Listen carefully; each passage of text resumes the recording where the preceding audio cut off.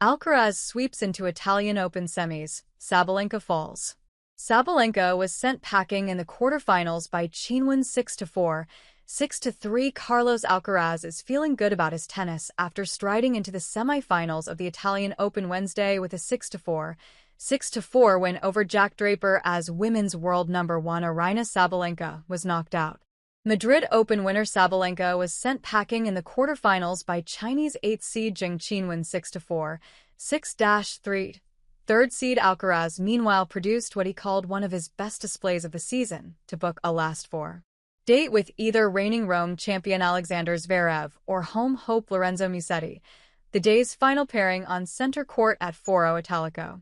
His impressive win over Draper kept alive the Spaniard's chances of a third title of the season and also moved him up to number 2 in the world rankings behind Jannik Sinner. On top of that, Alcaraz bagged a top 2 seeding at the French Open, which begins later this month.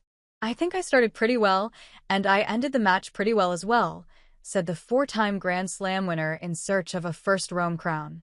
"I lost focus a little bit in the second set, but it wasn't for too long, so it was pretty good. Probably, it was one of the most complete matches that I played this year."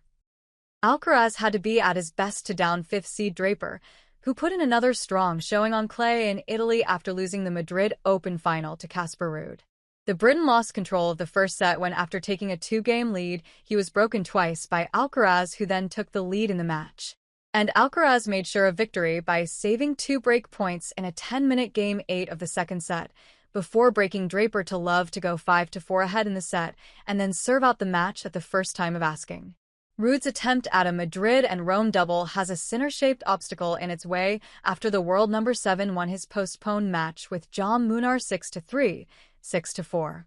"Tomorrow will be one of the toughest matches of the year, probably," said 6th seed Ruud of facing Sinner. "I got beaten pretty bad by Jannik last time in Turin at the Association of Tennis Professionals finals. Let's see, he's been looking good since the first match." Sabalenka's stunning clay court form deserted her as she fell in straight sets to Olympic gold medalist Zheng. It was 7th time lucky for the world number 8, as she at last got the better of her Belarusian opponent with a confident display under the lights in Rome. After surviving early pressure on her own serve, Zheng broke Sabalenka to take a 3-2 lead in the first set before serving out. Zheng then pounced in Sabalenka's first service game in the second frame to go up a break. Sabalenka showed determination to make gritty holds in the 5th and 7th games of the set, but she could not make inroads on Zheng's service as the 22-year-old powered into the semis. "It's been a long time I haven't arrived in semifinals," Zheng told Sky Sports after securing her first semifinal appearance of the season.